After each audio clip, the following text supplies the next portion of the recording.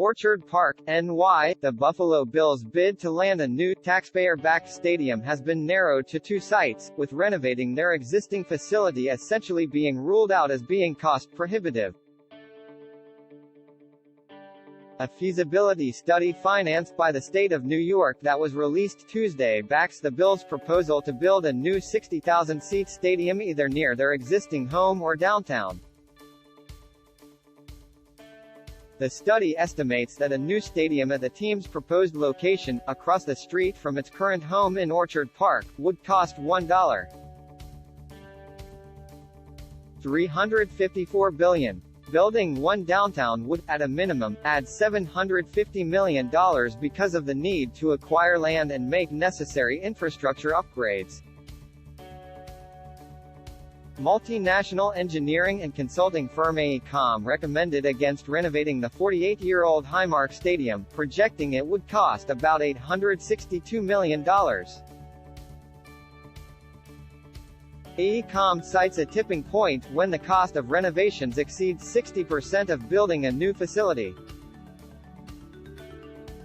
AECOM based its findings on the proposal the Bills submitted to the state government this summer.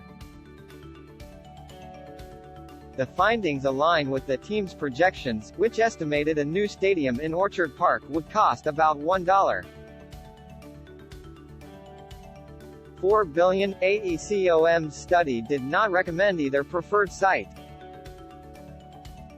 That decision will be left to the state, Erie County and the Bills in negotiations, which are expected to resume shortly.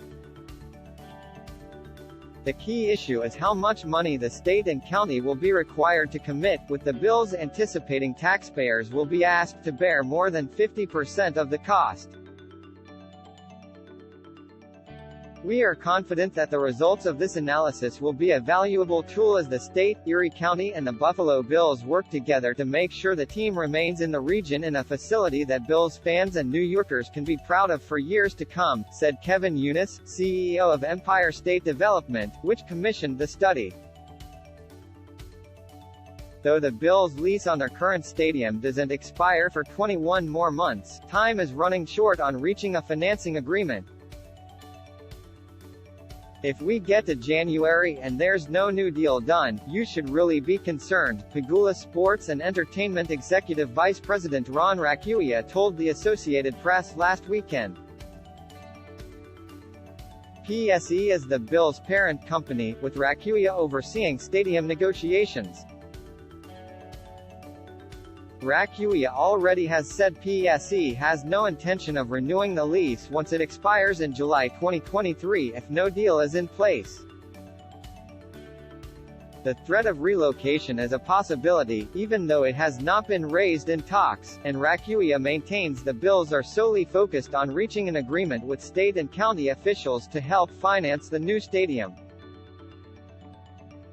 Having a deal in place by January would allow Governor Kathy Hochul to include stadium funding in her budget proposal for approval in April. With Hochul up for election next fall, it's unlikely she will have time for negotiations while campaigning. The Bills, meanwhile, are concerned they might have go back to square one in negotiations should there be another change in governor.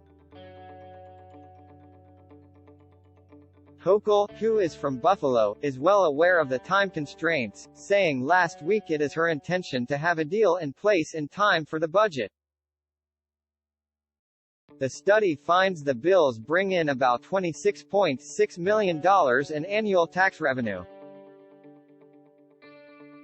Though more expensive, a downtown site would be projected to generate about $53 million in additional tax revenue over a 30-year span.